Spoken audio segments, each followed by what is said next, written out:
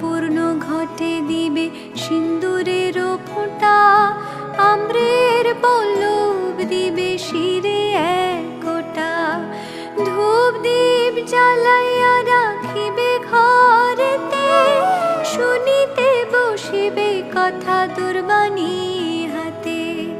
মনিতে লক্ষ্মীর মূর্তি করিয়া চিন্তন, এক মনে ব্রত কথা করিবে শ্রবণ।